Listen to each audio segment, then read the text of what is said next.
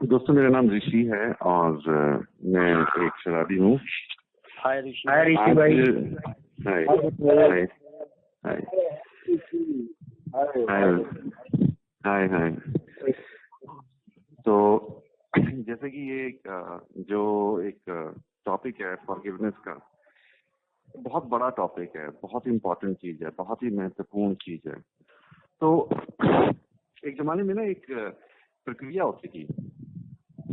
प्रक्रिया क्या होती थी कि कोई खास दिन होता था, देश की आजादी का दिन या कोई और विशेष राजा का जन्मदिन या कोई ऐसा खास दिन होता था। उस दिन क्या होता था, जितने भी कैदी होते थे जेलों के अंदर, उन्हें माफ कर दिया जाता था। जो भी कहानी हो उनकी, जितने भी चार्जेस हो, किसी भी कारण से बंदी हो, उनको माफ कर दिया जाता था, सबको छोड़ दिया जाता था। तो ये प्रक्रिया चलती रही। बाद में आके कबूतर उड़ाने की प्रक्रिया बन गई कि कबूतर को आजाद कर दो। लेकिन ये प्रक्रिया को एमनेस्टी बोलते थे, एमनेस्टी डे बोलते थे। तो ये वही प्रक्रिया है जो मुझे करनी है जीवन में। फॉरगिव करने का मतलब क्या है? मुझे माफ कर देना है, मुझे डिलीट कर देना है। और मुझे इसकी जरूरत क्यों है भाई? मुझे फॉरगिव करने की जरूरत क्यों है? मैं फॉरगिव क्यों नहीं कर पाया आज तक? फॉरगिवनेस और जो मेरे मन में जो फॉरगिवनेस ना करने से जो मेरे जीवन पे असर पड़ रहा है, वो क्यों पड़ रहा है और मैं फॉरगिव कैसे कर सकता हूँ? ये 4-5 जो प्रश्न हैं, इनके ऊपर ही आज की शेयरिंग केंद्रित रहेगी। तो फॉरगिव मेरे लिए जरूरी क्यों है? ये तो अभी किसी को लगता होगा कि मैं फॉरगिव कर दूंगा तो मेरा मूड अच्छा रहेगा, बस इतना सा असर पड़ेगा। किसी को लगता होगा कि मैं फॉरगिव कर दूंगा तो मैं गिल्ट में नहीं रहूंगा। बहुत सारी चीजें लगती होंगी, लेकिन फॉरगिवनेस का जो फायदा है वो इतना ज्यादा है कि वो बस महसूस किया जा सकता है, वो शब्दों में बताया भी नहीं जा सकता। तो चक्कर है क्या कि जब मैं अपने जीवन से बता रहा हूँ आपको, जब मैं बड़ा हो रहा था तो बड़ा होते होते होते कुछ घटनाएं होती चली गई। अब समाज भी काफी चीजें सिखाता है ना, और समाज जो सिखाता है कुछ अच्छी चीजें होती हैं और कुछ वो चीजें होती है जो समाज जानता है लेकिन बेकार चीजें होती हैं। तो समाज ने जो चीजें सिखाई मैंने सीख ली, सोचने का नजरिया समाज से सीख लिया। कुछ गलती करी, समाज ने गाली दी, समाज ने धिक्कारा, समाज ने पुचकारा, तो उस तरीके से सोचने का जो मेरा नजरिया है ना, मेरा जो सोचने का तरीका है, वो सारा का सारा अफेक्ट हो गया। तो ये जो फॉरगिवनेस है, ये बात लगभग ऐसी है कि पानी के अंदर जहाज है और जहाज जो है वो आगे नहीं जा रहा। अब जहाज का इंजन ऑन कर दिया, पानी के जहाज की बात कर रहा हूँ। पानी का जहाज है, खड़ा हुआ है किनारे पे, आगे नहीं जा रहा डॉक से। जहाज का इंजन ऑन कर दिया, जहाज जान लगाने लगा, लेकिन पानी में आगे नहीं जा रहा। आगे क्यों नहीं जा रहा? इंजन भी ठीक है, जहाज भी ठीक है, कैप्टन भी ठीक है, सब कुछ ठीक है, सारा कुछ सिस्टम काम कर रहा है, पर जहाज पानी में आगे नहीं जा रहा। क्यों नहीं जा रहा? कि जहाज में चेन बंधी हुई है।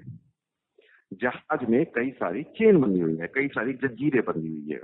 अब जहाज की जंजीरें खुले तो जहाज आगे जाए। तो होता क्या है कि मैं एक जंजीर खोल देता हूँ, जहाज फिर भी आगे नहीं जाता। मैं 2 जंजीर खोल देता हूँ, जहाज फिर भी आगे नहीं जाता। मैं 3 जंजीर खोल देता हूँ, जहाज फिर भी आगे नहीं जाता। मैं 4 जंजीर खोल देता हूँ, जहाज फिर भी आगे नहीं जाता। जब तक मैं सारी जंजीरें नहीं खोल दूंगा, जहाज पानी में जाएगा नहीं।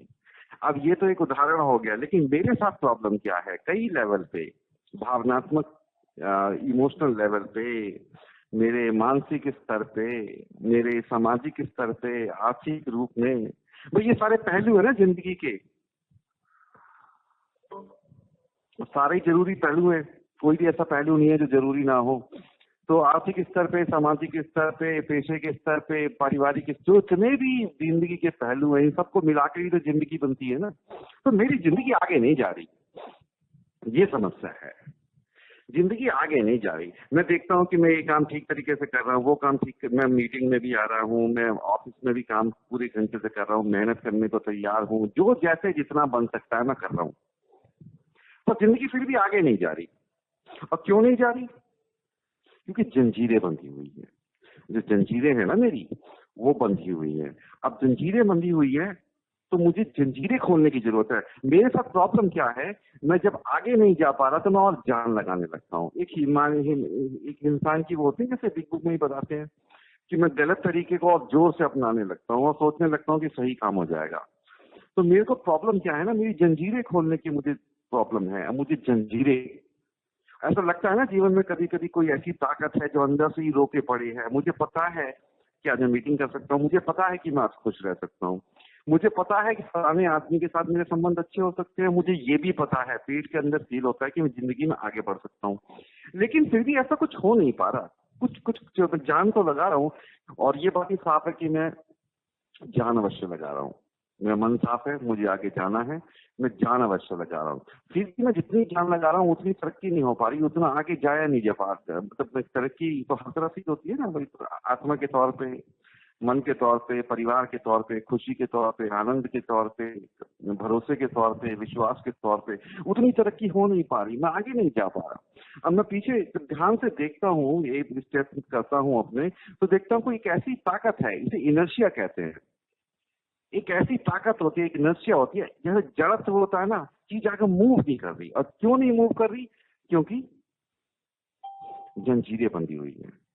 अगर मैं जंजीरें खोलूं तो थोड़े से ही प्रयास में मैं आगे निकल जाऊंगा, और जंजीरें मैं नहीं खोलता, बस ऐसे ही जान लगाने की कोशिश करता हूं तो मुझसे आगे नहीं निकला जाता मेरे जीवन में। तो जब मैं जंजीरें नहीं खोलूंगा, जब तक मेरे से आगे नहीं जाया जाएगा। जान लगाने की जरूरत नहीं है जीवन में, बहुत ज्यादा प्रयास करने की जरूरत है, बहुत ज्यादा प्रयास। मैं कह रहा हूँ प्रयास करने की जरूरत है, पर बहुत ज्यादा प्रयास करने की जरूरत नहीं है। इतनी जरूरत नहीं है प्रयास में कि आपकी सारी ऊर्जा प्रयास में निकल जाए। तो जीवन में प्रयास करने की जरूरत है, पर थोड़ा सा प्रयास करने की जरूरत है। जीवन में काफी चीज करने की जरूरत है, थोड़ा थोड़ा करने की जरूरत है ना। लेकिन अपने आप को आगे बढ़ने के लिए किसी भी दिशा में मुझे सबसे पहले जंजीरें खोलने की जरूरत है। भाई आजाद आदमी तो कहीं पहुंचेगा। अब आदमी कोई पिंजड़े के अंदर बंद है, सॉरी कैद खाने के अंदर बंद है। आप कहो कि भैया कैद खाने के आगे गाड़ी खड़ी हुई है, गाड़ी में बैठ जाना, उसके बाद चले जाना, प्लेन के टिकट, प्लेन पकड़ लेना, उसके बाद अमेरिका पहुंच जाना, उसके बाद वहां पे घर की चाबी ये रही, घर खोल देना, उसके बाद घर के अंदर बैठ जाना, ऐश की जिंदगी जीना। अरे भैया ये सब चीज तो जब ही होंगी ना जब तो कैद खाने के दरवाजे खोलेगा। जब तक तो कैद खाने के दरवाजे भी खोलेगा तो आदमी कहीं भी नहीं जा पाएगा। चाहे तो उसके लिए बस का टिकट रख, गाड़ी खड़ी रख, प्लेन का टिकट रख, कहीं नहीं पहुंच पाएगा। तो ये तो कैद जिसके अंदर मैं बंद हूं ना, मुझे वो खोलना पड़ेगा। अपनी जो कैद है ना मेरी, उसको खोलना पड़ेगा।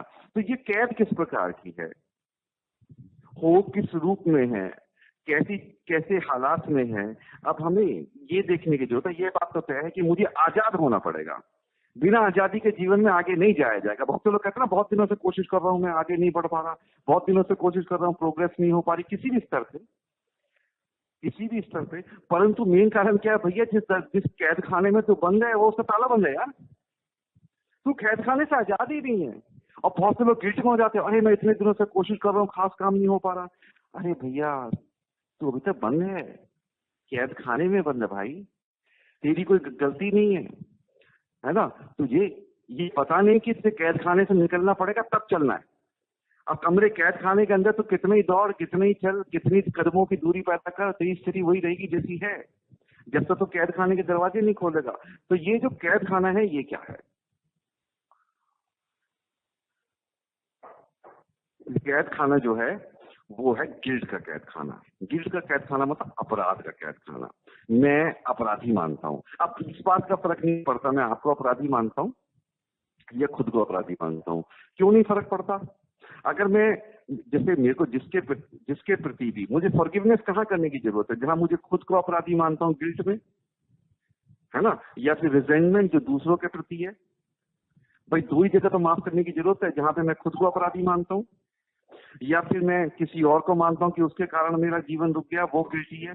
तो ये अपराध बोध की जो भावना है, चाहे अपने अंदर हो या किसी और के प्रति हो, है ना। मेरे जीवन में आते आते 4 आदमियों ने कुछ ऐसे काम कर दिए, मुझे लगता है कि उससे मेरी जिंदगी रुक गई। मेरी जिंदगी, हर किसी के पास एक स्टोरी होती है, बता सकता है कि अगर इस आदमी ने ये काम ना करा होता, यदि मेरे पिताजी ने घर ना छोड़ा होता तो हम कुछ और होते, यदि मेरे भाई ने मेरी मदद करी होती तो हम कुछ और होते, अगर मेरे को उस टीचर ने सही सलाह दी होती तो हम यहाँ पर होते, अगर मेरे साथ ये हो, अगर मेरी बीवी सही होती तो मैं कुछ यहाँ पर होता। तो जीवन में हर किसी के पास कहानियां हैं। एक तो कहानियां वो हैं जिसमें कोई दूसरा गिल्टी है, और एक कहानी वो है जिसमें मैं खुद गिल्टी हूँ। अगर मैंने वो गलत कदम उठाया होता तो आज मैं यहाँ पर होता। अगर मैंने यहाँ पे ये गलत दिशा में नहीं गया होता तो मैं यहाँ पर होता। अगर मैंने अपने साथ ऐसा ना करा होता, वैसा कर दिया होता तो मैं कुछ और होता। तो ये जो सारी कहानियां हैं ना, ये मुझे लगता है कि दो तरह की कहानियां हैं। एक जिसमें कोई दूसरा अपराधी है, एक जिसमें मैं खुद अपराधी हूँ। दरअसल एक ही कहानी है, अब वो ये है अपराध की कहानी। तो पहले इस रूप को लेते हैं जिसमें कोई और अपराधी है। हमें लगता है ना, पूरी स्टोरी लिखते हैं जब अपने जीवन की, तो हमें लगता है कि भाई फलाना आदमी अपराधी है। तो अपने जीवन में स्टोरी लिखते हैं तो हम देखते हैं कि सामने वाला अपराधी लेते हैं। पहला केस ये लेते हैं, अब मैं कोई हवलदार हूँ। अब मुझे लगता है कि फलाने आदमी ने गलती करी है, जो मेरे जीवन में जिसने अपराध किया है, मेरे जीवन में जिसने गलती करी है, जिसके कारण मुझे क्षति हुई है। जब सामने वाला व्यक्ति जो है वो गिल्टी है, वो उसे उसे दंड मिलना चाहिए। जब वो गिल्टी है, पहले वो वाला केस लेते हैं। तो मैंने वो आदमी पकड़ लिया, तो अब मैंने वो आदमी पकड़ लिया। अब इंसान के अंदर ना एक प्रवृत्ति होती है, आपके अंदर भी है, मेरे अंदर भी है। अब जैसे मैं मराठी लोगों को प्रेम करता हूँ, है ना, तो महाराष्ट्र के लोग मुझे बहुत अच्छे लगते हैं, गुजरात के लोग मुझे बहुत अच्छे लगते हैं। अब होता क्या है, अब मैं कोई मराठी भाई है मेरा, मैं उसे अप्रिशिएट करता हूँ, भाई तो बहुत बढ़िया है। कभी उसको कॉफी पे ले जाता हूँ, कभी उसको कहीं और ले जाता हूँ। मैं तो पूना में रहा हूँ ना 1 साल, तो मुझे तो पता है। अब मैं किसी मराठी भाई को प्रेम करता था, उसको ले जाता था कॉफी पे। मैं सिगरेट पीता हूँ, सिगरेट पीने पे ले जाता था। वो सिगरेट नहीं पीता था, वो खड़ा ही रहता था बदन पर, जाता हमसे था।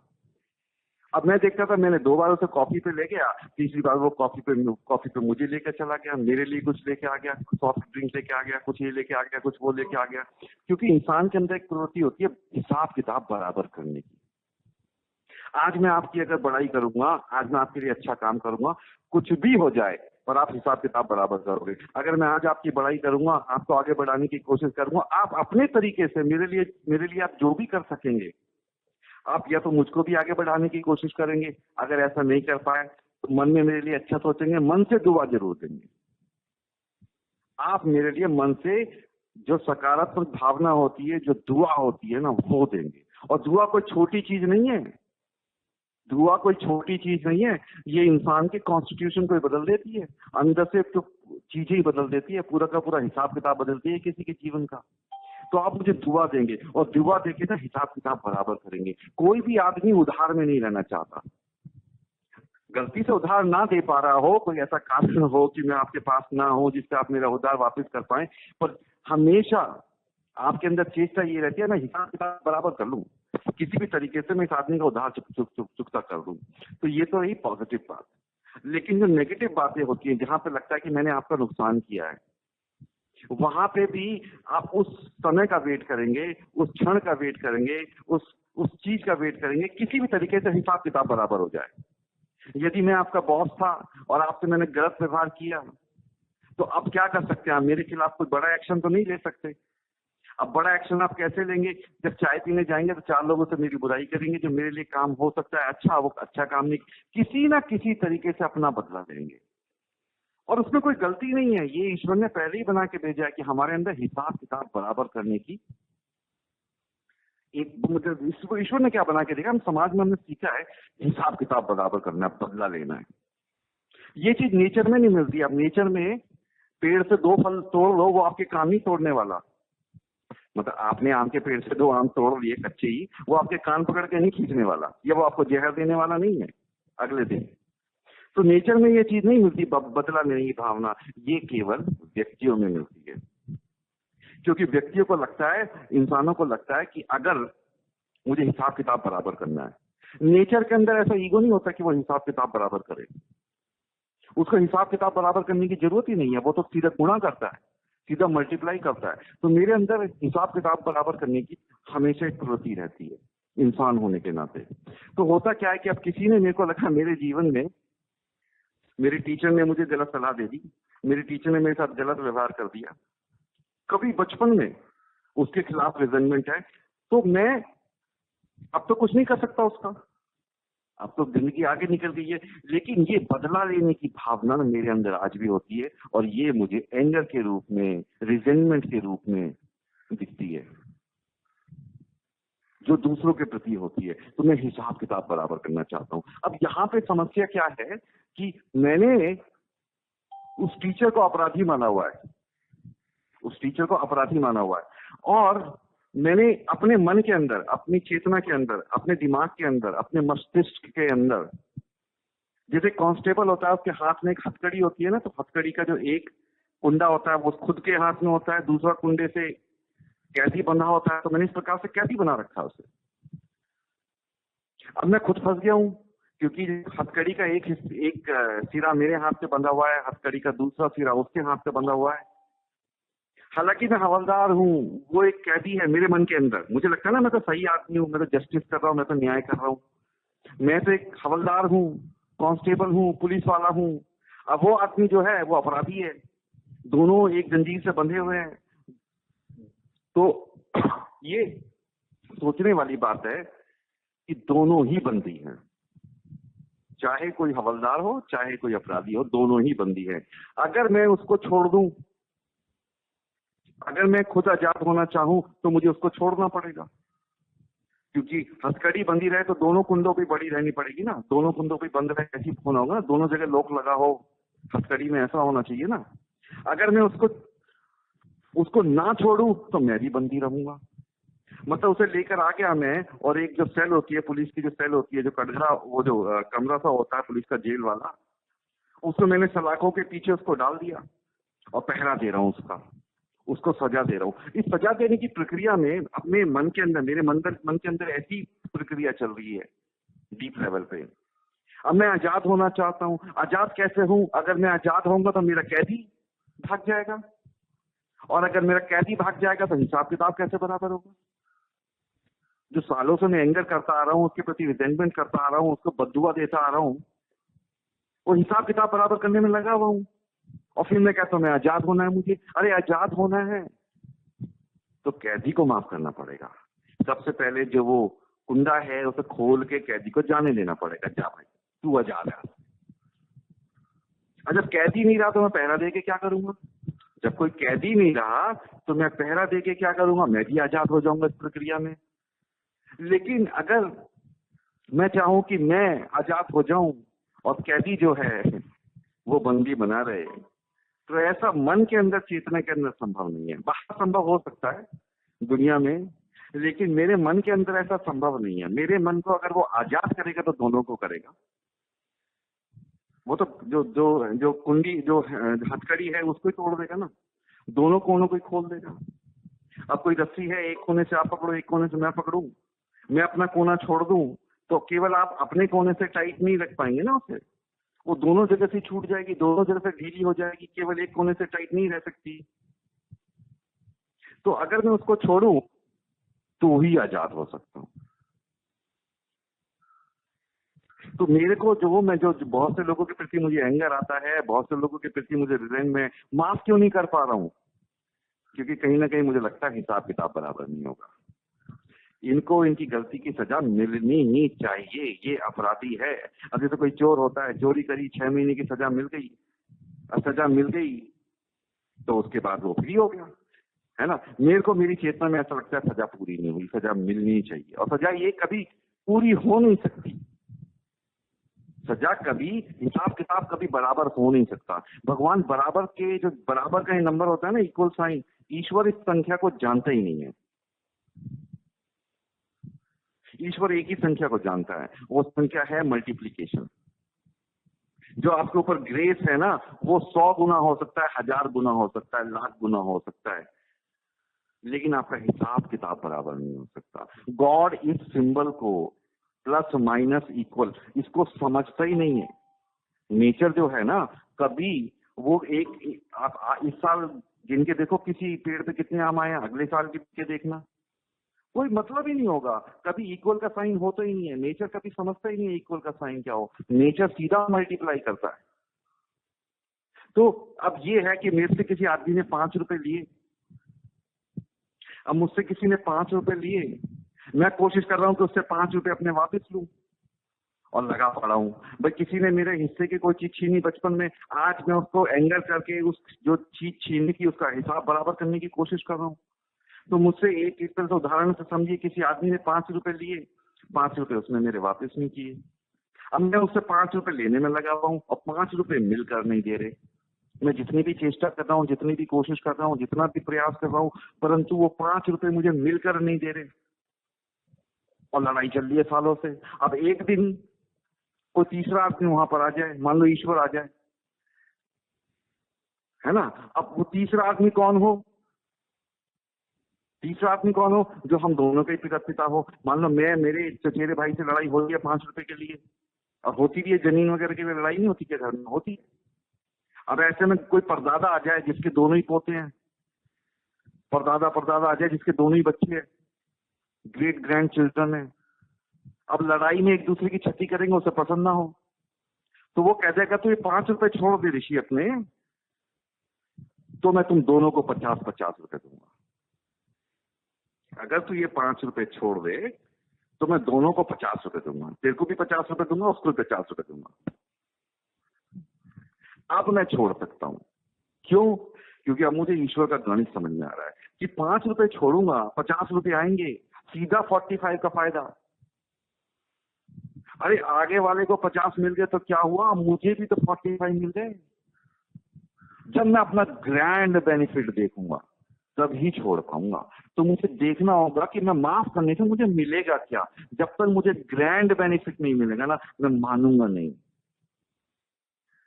और मेरी लड़ाई 5 रुपए के लिए चलती रहेगी। मुझे देखना पड़ेगा। तो मुझे इस आदमी को, जिसके प्रति मेरी रिसेंटमेंट, एंगर वगैरह रहा है मेरे जीवन में, जहां पे मैं मानता हूं कि दूसरा अपराधी है, दूसरा गिल्टी है, ये मुझे माफ करना पड़ेगा। और माफ करूंगा 5, मिलेंगे 50,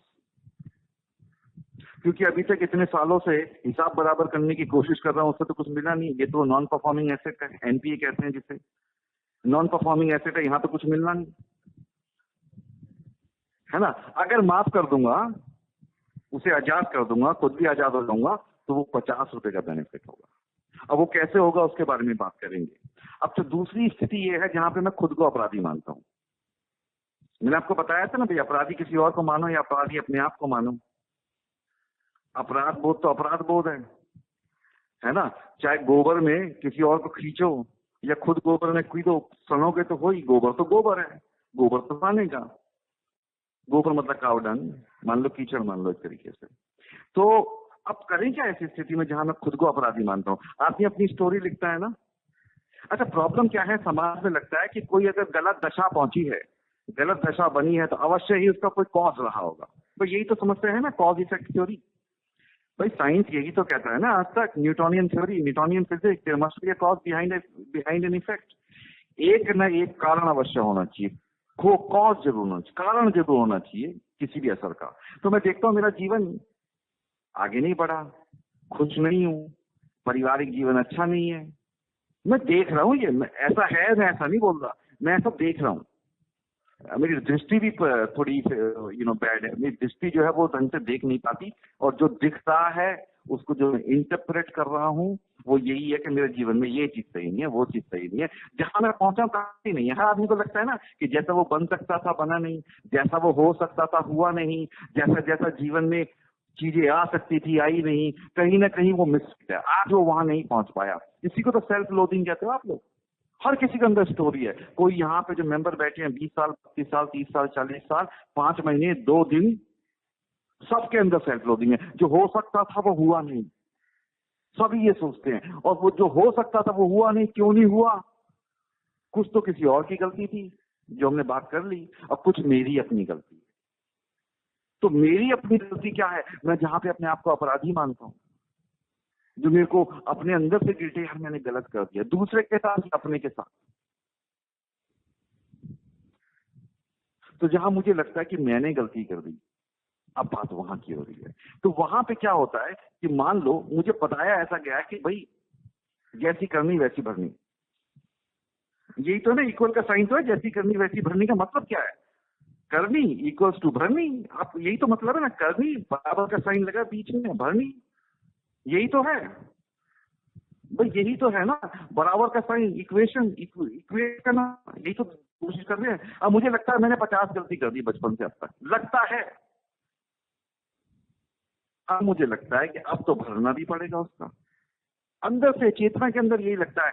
तो आदमी क्या करता है, यहाँ पे कोई और दूसरा तो सजा देने वाला है नहीं, ईश्वर को सजा देने की आवश्यकता नहीं है, ईश्वर को सजा देने की कोई आवश्यकता नहीं है, कोई भी आवश्यकता नहीं है। तो लेकिन सजा देने वाला कोई है नहीं, मैं खुद को ही सजा दिए जा रहा हूं, मैं गिल्ट में रहता हूं। तो गिल्ट में क्यों कर रहा हूं? मुझे लगता है कि जो मैंने गलती करी है ना, ब्रह्मांड से जो मैंने गलती करी है, ऐसी सजा गिल्ट में रह के, अपने आप को पीड़ित करके, अपने आप को प्रताड़ना देके, अपने आप दुखी रह के, मैं एक दिन ईश्वर से हिसाब बराबर कर लूंगा। मतलब क्या इंसैनिटी वाली बात है यार, एक बच्चा बाप से हिसाब बराबर करेगा? मतलब बाप ने बच्चे को पैदा करा और बच्चा कह रहा मैं बाप को पैदा करूंगा। लगभग ऐसी बात हो गई ना, ईश्वर से हिसाब बराबर करने वाली बात तो यही हो गई ना। बाप ने बच्चे को पैदा करा, अब बच्चा कह रहा है मैं तुझे पैदा करूंगा।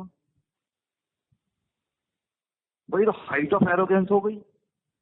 तो ईश्वर से हिसाब बराबर नहीं हो सकता। तो मैं ये जो मेरी गिल्ट के अंदर मेरी जो होती है ना, मैं अपने आप को अपराधी मानता हूं और अपने आप को लगातार सजा देता आ रहा हूं। क्यों? किसी दिन हिसाब बराबर हो जाए। और वो अपराधी क्यों मान रहा हूं, वो भी बात बताऊंगा बाद में। लेकिन अपराधी मान रहा हूं, पहली बात तो ये है, अपराधी मान रहा हूं, अपने आप को लगातार सजा देता आ रहा हूं। अब करूं क्या? सजा तो पूरी हो गई नहीं, बचपन से गिल्ट में रहता आ रहा हूं गलतियों को। लेकिन अब दो तरह की चीजें करते हैं गिल्टी लोग, या तो एक्सप्रेस करते हैं अपना गिल्ट आउटवर्डली। कैसे करते हैं? जो दीवार है ना उसमें सर मार देंगे, घूसा मार देंगे, I am an idiot, I am an idiot, अरे मैं साला आदमी थका हुआ हूँ। ए में आके भी कहते हैं मैं साला बदमाश शराबी, मैं थका हुआ शराबी, मैं साला गरीब शराबी, कहते हैं ना, बहुत से ओल्ड टाइमर भी कहते रहते हैं। अब गिल्ट से अब तक पार नहीं निकल पाए हैं, लगे पड़े हैं उसी के अंदर, सजा देने में लगे हुए हैं। तो कर क्या होता है कि मैं गिल्ट से निकल नहीं पाता, मैं सजा देने में लगा रहता हूँ। मुझे लगता है मेरी गलतियां इतनी बड़ी गलती हैं कि सजा बड़ी मिलनी चाहिए। जीना रहता हूँ। तो जो आदमी दो तरह से अपने गिल्ट को एक्सप्रेस करता है, या तो उसके अपने जीवन में वो ये मानता है कि मैं वर्दी नहीं हूँ। अब वर्दी नहीं हूँ मतलब जितनी भी जीवन की अच्छी चीजें होती है ना, उनका वर्दी नहीं हूँ। तो होता क्या, कभी कभी आदमी आप देखोगे कि दीवार जो होती है ना उसमें गुस्सा घूंसा मारता है, अपना पंच करता है, जिससे खुद ही को दर्द हो। अब सामने वाला तो कोई है नहीं जो दर्द दे, वो खुद को ही दर्द देता है, अपना सर दीवार में मारता है, कभी कभी आत्महत्या भी कर लेता है। और जो आदमी फिजिकली अपने आप को सजा नहीं दे पाता, वो इनडायरेक्टली जहां पे उसका वो प्रमोट हो सकता है, वहां पे प्रमोशन के लिए अप्लाई ही नहीं करेगा। जो जीवन में उसे मिल सकता है आनंद, उस आनंद को लेगा ही नहीं। घर में एसी चल रहा होगा, आराम से बैठ सकता है, जानबूझ के उस आनंद को नहीं लेगा। जबरदस्ती जब अच्छे कपड़े पहन के जा सकता है, फिर भी नॉर्मल सी मतलब जबरदस्ती अपने आप को सिंप्लिसिटी में दिखाएगा। जबरदस्ती, एक तो सिंप्लिसिटी होती है कि भाई सहजता, सहजता वाली जो सिंप्लिसिटी होती है ना, आप कंफर्टेबल रहना चाहते हैं, मैं उसकी बात नहीं कर रहा हूं। ये आदमी जबरदस्ती आपको गरीब रह के दिखाएगा, इसको लगता है मैं वर्दी नहीं हूं। वर्दी क्यों नहीं हूं? कि तूने गलती करी है, गलती करी है तो गरीबी के रूप में इसकी सजा भुगत रहा है, लगा रहता है, लगा रहता है, लगा रहता है। तो ये तो एक, और इनडायरेक्टली क्या करता है कभी कभी आदमी, वो गिल्ट में लगा सकते। आपको लगता होगा ना, कुछ लोग अक्सर ऐसे होते हैं, they are very prone to accident. किसी ने मुझसे एक बार कही थी मैं एक्सीडेंट प्रोन पर्सनालिटी हूँ, किसी ने एक बार बात कही थी। वो कुछ नहीं होता, वो गिल्ट है अंदर का। आप डायरेक्ट तो सजा दे नहीं सकते अपने आप को, इनडायरेक्टली सजा दे रहे हो। आपके एक्सीडेंट हो जाएंगे, आपका बैग चोरी हो जाएगा, आप बस में जा रहे होगे, वो किसी भी तरीके से आप अपने आप को सजा देने की कोशिश करोगे, किसी भी तरीके से सजा मिले, हिसाब बराबर हो। और सजा आप देना क्यों चाहते हैं? क्योंकि जो आपका इनकरेक्ट विजन था ना, आपको लगा कि आपसे गलती हो गई, आपसे पाप हो गया, तो सजा देने में लगा रहता है। तो बात ये आती है कि ये जो गिल्ट की भावना ये पैदा क्यों होती है, ये भी एक इंपॉर्टेंट प्रश्न है। 2-3 मिनट इस पे बात करी जा सकती है, गिल्ट की भावना पैदा क्यों होती है। अब मैं पहुंचा कहीं पे, मेरी याददाश्त जब मैं एक जन्म से दूसरा जन्म लेता हूं तो चली जाती है ना, ध्यान नहीं रहता। तो मैं कहीं पे पहुंचा, अब मुझे अपना नाम नहीं पता था, मैं भूल चुका था अपनी सारी मेमोरी। अब लोगों ने मुझसे कहा कि भाई तेरा नाम डैनियल है, ऐसी नाम दे रहा हूं। तेरा नाम डैनियल है। अब क्या करूं, मेरे पास तो कुछ इलाज नहीं है ना। और डैनियल तेरा लास्ट नेम ये है, तू इस फैमिली से आता है, इस फैमिली में तो कैंसर की हिस्ट्री है, तेरा ये है वो है, तो हर चीज तो मैं ग्रहण कर रहा हूँ।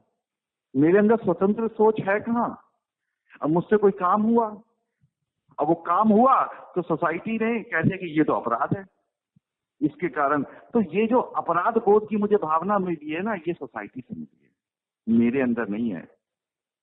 अब जहां तक कॉमन वेलफेयर वाली बात है, दैट शुड कम फर्स्ट, मुझे समझ में आ जाता है ना। लेकिन अब मुझे जो अपराध की भावना मिली है ना, ये सोसाइटी से मिली है। अब मैं खुद भी ऐसे सोचने लगा कि मुझसे गलती हो गई, मैंने अपराध कर दिया। तो मेरा अपराध जो है ना, वो इनकरेक्ट थिंकिंग है, क्योंकि मैं भूल चुका हूं मेरा असली नाम क्या है, मैं भूल चुका हूं मैं मूल रूप से कौन हूं। जब भी तो आपने जो भी नाम दिया मैंने ले लिया, तो मैं ये भूल चुका हूं मैं ईश्वर की संतान हूं।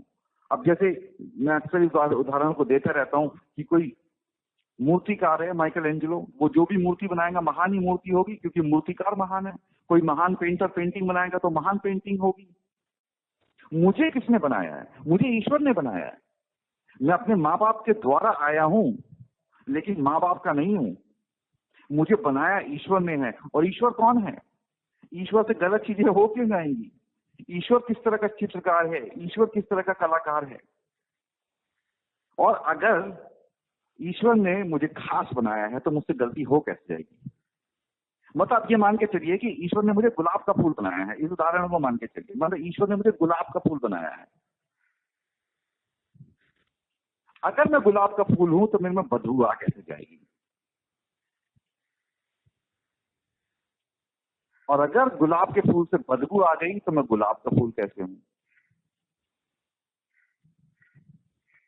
तो मैं अगर गुलाब का फूल हूं तो मुझसे बदबू आ नहीं सकती। अगर मैं ईश्वर की संतान हूं तो मुझसे गलत चीज हो नहीं सकती। क्या गलत हो सकता है? बस मेरी सोच गलत हो सकती है, मेरी अजम्पशन गलत हो सकती है, मेरी परिकल्पना गलत हो सकती है मेरे बारे में। मैं गलत नहीं हो सकता। अगर मैं मानता हूं कि मैं गलत हूं, ईश्वर विलेन बन जाएगा। अगर मैं कह दूं ये जो पेंटिंग लियोनार्डो डा विंची ने बनाई है, ये थर्ड क्लास पेंटिंग है, इसका मतलब लियोनार्डो डा विंची महान पेंटर नहीं है। फिर अगर मैं ये कह दूं जो आदमी ईश्वर ने बनाया है ये तो घटिया आदमी है, लीचड़ आदमी है, गंदा आदमी है, जमीन पे गिरा हुआ आदमी है, पता नहीं क्या क्या बोलते रहते हैं यार प्रोग्राम के अंदर, प्रोग्राम से बाहर भी बोलते रहते हैं प्रोग्राम के अंदर। अब बाहर का कोई फर्क नहीं पड़ता, समाज मैंने खुद बोला है 10 साल, इसलिए बता रहा हूँ, किसी के ऊपर कोई कमेंट नहीं है। मैं कहने का अर्थ ये है कि सारे ही ईश्वर की संतान है। अगर मैं कह दूं आप भी खराब है तो मैं यही कह रहा हूं ना, ईश्वर गलत कारीगर है, बेकार कारीगर है। अपने आप को कहूं तो भी यही कह रहा हूं कि ईश्वर बेकार कारीगर है। पर अपने आप को गाली देना बड़ी नैतिक बात लगती है। अरे कितना हम्बल आदमी है देखो। अरे कोई हम्बल आदमी नहीं है, अधार्मिक आदमी है, अधार्मिक आदमी है। धार्मिक आदमी वो होता है जो ईश्वर की बनाई हर चीज से प्रेम करे, चाहे फिर वो कुछ भी हो, खुद हो या कोई और हो। तो ये मैं कहना कि मैं घटिया हूं, ये तो ईश्वर को गाली देने वाली बात हो गई। और जो मैं मान के चलता हूँ came to believe that a power greater, मतलब ईश्वर में पहले विश्वास रखता हूँ कि भगवान ने सब कुछ बढ़िया बनाया है। जब भगवान ने सब कुछ बढ़िया बनाया तो मुझे ही बढ़िया बनाया है। और जब मुझे गुलाब का फूल बनाया तो मुझे बदबू कैसे आएगी? अब मुझे लग रहा है कि मेरे अंदर से बदबू आ गई, मुझसे कुछ कुकृत्य हो गए, कुछ गलतियां हो गई, वो मेरी सोच जो है ना, बस उसकी कमी है। अभी कुछ दिन पहले मैं कुछ देख रहा था, मैं अक्सर सोचता था भगवान ने ये जो जो रेगिस्तान होते हैं ना, डेजर्ट, ये क्यों बनाए? मुझे लगता था कोई ऐसा तरीका होना चाहिए। मैं वाकई सोचता रहता था कि समुद्र के पानी को कैसे यूज करके रेगिस्तान को खत्म करा जा सकता है। मैं बचपन से इस प्रश्न के लिए सोचता आ रहा था।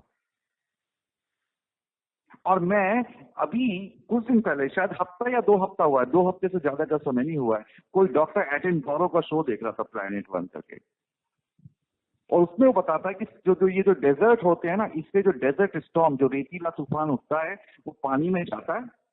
पानी में जो माइक्रोब्स होते हैं वो इसको खाते हैं, उसके बाद छोटे कीड़े खाते हैं, उनको मछली खाती है, उसको इंसान खाते हैं, तो पूरा पूरा फूड चेन चलता है। अगर वो तूफान जो उठा है वो रेगिस्तान से वो तूफान नहीं उठेगा तो पूरी की पूरी इकोलॉजी खत्म हो जाएगी, आधी दुनिया खत्म हो जाएगी। तो डेजर्ट इसलिए जरूरी है। मैंने कहा डेजर्ट गलत नहीं था, ये मेरी सोच गलत थी। कि डेजर्ट नहीं होने चाहिए। तो मेरे जीवन में जो भी हुआ है ना, मुझे लगता है कि ये गलत हो गया, वो गलत हो गया, मुझसे हो गया, किसी दूसरे से हो गया, ऐसा नहीं होना चाहिए था, वैसा नहीं होना चाहिए था, उसकी जरूरत अवश्य है। वो बिल्कुल पार्ट ऑफ द प्लान है। ईश्वर की मर्जी के बिना कुछ हो क्यों जाएगा? और अगर मेरे जीवन में हुआ है तो वाकई उसकी जरूरत है। केवल मेरी अंडरस्टैंडिंग की प्रॉब्लम है। जो मुझे लगता है ना मेरे जीवन का गलत समय गया, वही वो रेगिस्तान वाला जो वो जरूरी था, लाजमी था। मेरी सोच की कमी है बस। तो मुझे गिल्ट लगता है केवल एक चीज से, मेरी इनकरेक्ट थिंकिंग से। Because I am capable of thinking. जो गाड़ी चलने के लायक है वही तो गलत रास्ते पे जा सकती है। एक गाड़ी है जिसके अंदर इंजन ही नहीं है, तेल ही नहीं है, उस पर कोई ड्राइवर ही नहीं है, क्या वो गाड़ी कहीं गलत रास्ते पर जा सकती है? बिल्कुल नहीं जा सकती। गलत रास्ते पर जाने के लिए भी कुछ कैपेबिलिटी चाहिए। तो मेरे अंदर दिमाग है, मेरे स्वतंत्र विचार हो सकते हैं, और उन विचारों के कारण मैं गलत सोच में चला जाता हूँ। जीवन मेरा गलत नहीं हो सकता, पर मैं गलत सोच में चला जाता हूँ। एक जो बस के अंदर एक बच्चा है, लेफ्ट राइट कूदने लगे तो उससे बस जो है वो डिसबैलेंस नहीं होगी। ट्रेन के अंदर मैं डांस करने लगूं तो ट्रेन पटरी से नहीं उतर जाएगी। तो जो पृथ्वी और ब्रह्मांड जिस दिशा में जा रहा है वो दिशा नहीं बदलने वाली। मैं कौन सा पाप कर सकता हूँ यार? तो ये जो एरोगेंस है ना कि मैंने कुछ ऐसा कर दिया जिसके कारण पृथ्वी की दशा बदल गई, जीवन की दशा बदल गई, मेरे जीवन की दशा बदल गई। अरे ये मेरे हाथ की बस की बात नहीं है भैया, मेरी अजम्पशन चेंज हो जाती है बस। मेरे हाथ में इतना दम है कि मेरी सोच है ना, वो किसी चीज के बारे में गलत या सही हो जाती है। तो अब मेरी जो इनकरेक्ट थिंकिंग है उसके कारण गिल्ट है, उस थिंकिंग को करेक्ट करना पड़ेगा। अब उस थिंकिंग को कैसे करेक्ट करूँ? अब बात आ जाती है कि अगर मेरे पास गिल्ट है तो गिल्ट को माफ कैसे करूँ? अब जैसे कहते हैं ना भाई, राम और रावण, दिन और रात दोनों ही प्रक्रिया के लिए जरूरी है ना? तो ये सब कुछ जरूरी है। तो मेरे जीवन में जो मुझे लगता है कि दूसरा गिल्टी है और जो मैं खुद को गिल्टी मानता हूँ, उसको मैं माफ कैसे करूँ, वहां से रिलीज कैसे करूँ? इनकरेक्ट। और मुझे लगता है ना जीवन में कुछ पाना पड़ेगा। भाई आप ही लोग कहते रहते हो ना, कुछ करेंगे तो कुछ मिलेगा। करना तो अवश्य पड़ेगा। आपने करके देखा कभी? हमको जो चीजें मिलती है वो उस आधार पर मिलती है कि हम कौन है। सोने की जो कीमत होती है ना, इस बात में नहीं होती है कि उसके कान के टॉप्स बनाए हैं या कि चूड़ियां बनाई है किस चीज पे। सोने की कीमत सोना होने में होती है। ऐसा नहीं है कि कान की कुंडल बना दिए तो 50,000 रुपए तोला है, तोला मीन्स 10 ग्राम। और अगर पैर के जो बिछुए होते हैं जो औरतें पैर में उंगलियों में पहनती हैं, अगर वो बना दिए तो 2,000 रुपए तोला। ऐसे कोई होता है? सोने की कीमत तो सोना होने में है। अब सोने का आप घर में प्रयोग करो, घर के अंदर बिस्किट बना के रखो, कभी प्रयोग मत करो, अपने सेफ में रखे रहो, सोने की कीमत उतनी रहेगी जितनी उसकी कीमत है। सोने की कीमत सोना होने में है। मेरी कीमत जो मेरे होने में है, मैं क्या करता हूँ, उसे थोड़े बहुत cosmetic changes here and there हो सकते हैं। कॉस्मेटिक चेंजेस इसलिए बोल रहा हूँ कि वो आएंगे और डिसअपियर हो जाएंगे। I think things are based on my performance. ये ईगो का हिस्सा है ना?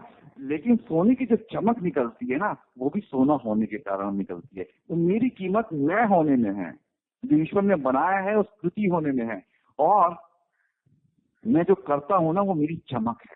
अब मैं सोचने लगा हूं कि मैं सोना नहीं रहा, इन 4 गलतियों के कारण मैं पीतल बन गया हूं। मैं पीतल बन गया हूं, मैं अपनी शाइन को रिलीज ही नहीं करता। जो मेरे अंदर चमक है ना उसको रिलीज ही नहीं कर रहा। मेरे अंदर जो प्रकाश है ना उसको रिलीज ही नहीं कर रहा। जब प्रकाश को रिलीज नहीं कर रहा तो जीवन अच्छा नहीं है ना? तो ये गिल्ट को माफ कैसे किया जाए? और जैसे ही मैं उस प्रकाश को रिलीज, जब जैसे ही चेन खोलूंगा तो प्रकाश रिलीज हो जाएगा।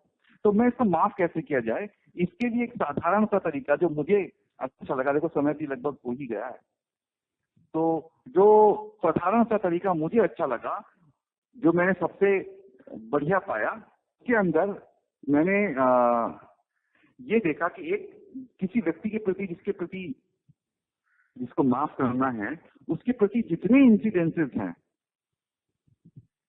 तो जैसे कोर्ट के अंदर केस चलता है ना, तो एक आरोप लगता है, दूसरा आरोप लगता है, तीसरा आरोप लगता है, चौथा आरोप लगता है, ऐसे करके जैसे 5 आरोप लगते हैं। तो कोर्ट में जब केस चलता है तो अगर वो बंदा बरी होता है तो पांचों के पांचों केसेस से बरी होता है, ठीक वैसे ही एक आदमी के प्रति पहला जो आरोप है मेरा उसने मेरे साथ ये किया, वो लिख लिया।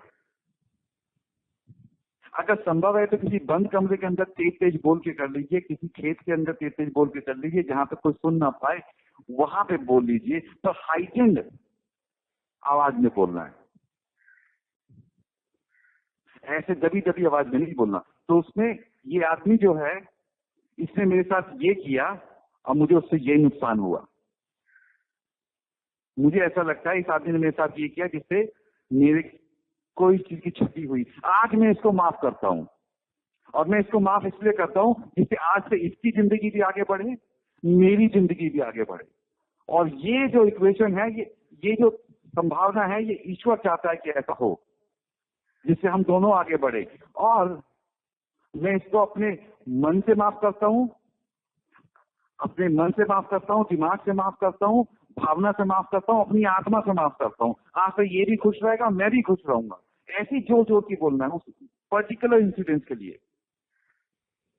फिर दूसरे इंसिडेंट के लिए इस आदमी ने फलाने फलाने दिन ये करा मेरे साथ जिससे मुझे बुरा लगा, पर आज मैं इस आदमी के खिलाफ ये चार्ज भी रिलीज करता हूं और मैं इसको अपने तन से, मन से, आत्मा से माफ करता हूं। और मैं माफ इसलिए करता हूं जिससे ये भी खुश रहे, मैं भी खुश रहूं, ऐसा ईश्वर चाहता है। तीसरा इंसिडेंट, कारण क्या होता है कि एक एक जंजीर को खोलना पड़ता है, जब जाके जहाज रिलीज होता है। और जब मैं एक बार ऐसा कर दूंगा, जोर जोर की बोल के, जनरल क्या कहते हैं ना, अमेंड की भी प्रोसेस होती है, जाके माफी मांग लेना, वो भी आप कर सकते हैं, उसमें कोई बुरी बात नहीं है। पर यदि व्यक्ति ना हो, यदि उसके पास जाना संभव ना हो, तो इस तरीके से आप एक एक चार्ज के ऊपर उसे माफ करेंगे। तो जब कोर्ट के अंदर किसी आदमी पे 5 गुना चार्जेस लगे हुए हैं, 5 के 5 में वो माफ हो गया, तो फिर वो आरोपी नहीं है, फिर तो वो गिल्टी नहीं है। वो कहता है ना भाई, charge number 1 acquitted, charge number 2 acquitted, ऐसे करके पांचों के पांचों 4 से एक्विट हो गया, तो फिर अपराधी नहीं है। आप देखेंगे आपके मन के अंदर, जब इस आदमी के खिलाफ 5 जो चार्जेस थे वो 5 के 5 रिलीज हो चुके हैं, माफ किए जा सके हैं, आप दोबारा उस व्यक्ति के बारे में सोचेंगे ना, तो चेन भी पड़ी होगी, जहाज भी होगा, बस चेन जहाज से बंद ही नहीं होगी। मतलब कैदी भी होगा कहीं ना कहीं समाज में, जेल भी होगी, पर कैदी जेल के अंदर नहीं होगा। हथकड़ी भी होगी, कैदी भी होगा, पर हथकड़ी कैदी से बंधी नहीं होगी, आपसे भी नहीं बंधी होगी। तो मतलब आपका जो जहाज है ना, चेन भी वहीं पे रहेगी, जहाज भी समंदर में रहेगा, लेकिन चेन जो होगी वो जहाज को बांधेगी नहीं। तो इंसिडेंट तो आपको याद रहेगा कि इंसिडेंट क्या हुआ, लेकिन अब उसके साथ में गिल्ट वाली भावना नहीं आएगी, उसको दोषी करने वाली भावना नहीं आएगी, रिजेंटमेंट वाली भावना नहीं आएगी, एंगर वाली भावना नहीं आएगी। आप उधर से हील हो चुके होंगे। इस प्रोसेस में 5 से 7 दिन लगते हैं अगर रिगुलसली करी जाए तो। अन्यथा ये मान के चलिए कि 8-10 दिन का समय लग सकता है इस प्रोसेस में, क्योंकि एक आदमी के जब आप इंसिडेंसेस लिखने लगेंगे ना, तो बहुत सारे इंसिडेंसेस निकल के आते हैं। 5 से 7 लोग ऐसे होते हैं जो मेजर होते हैं, उसके बाद एक एक आदमी याद आने लगता है, इंस्टीट्यूशन याद आने लगते हैं, संस्थाएं याद आने लगती हैं। और इस तरीके से करके जब एक एक इंसिडेंस को माफ कर दिया जाता है, तो आदमी फाइनली रिलीज हो चुका होता है उस पे। अच्छा, दूसरी बात यह है कि बाई चांस आपकी, जैसे किचन के अंदर 10 चूहे हैं, बदबू आ रही है, 10 मरे हुए चूहे हैं, अब आपने अगरबत्ती जला दी, एग्जॉस्ट चला दिया, खिड़कियां खोल दी, बदबू निकल गई, थोड़ी देर बाद फिर बदबू आने लगी, फिर आपने ये प्रक्रिया करी, थोड़ी देर बाद फिर बदबू आने लगी। अगर परमानेंटली बदबू से छुटकारा पाना है तो एक एक चूहे को फेंकना पड़ेगा। एक चूहा फेंका फिर भी बदबू आती थी, दूसरा फेंका तो भी, तीसरा फेंका तो भी, जब तक चूहे रहेंगे उसके अंदर बदबू रहेगी। तो एक एक चूहा फेंकना पड़ेगा, और जब सारे चूहे फेंक देंगे तब बदबू चली जाएगी। एक एक इंसिडेंस को ऐसे रिलीज करना पड़ेगा, और जब आप सारे के सारे इंसिडेंसेस को रिलीज कर देंगे तो जो किचन होगा उसमें से बदबू बंद हो जाएगी। तो मेरे मन के अंदर जो बदबू आती है ना, मेरे मन के अंदर जो घृणा किसी के अंदर, ये घृणा, ये एंगर, ये रिजेंटमेंट, बदबू ही तो है किचन के अंदर, ये फीलिंग चली जाएगी। उसके बाद हल्केपन का एहसास होगा, और जब दिमाग इन चीजों से फ्री होगा ना, तो ऑटोमेटिकली आगे कैसे बढ़ना है ये हर किसी को पता है जीवन में। धन्यवाद दोस्तों, मुझे इस विषय पे इतना ही शेयर करना था।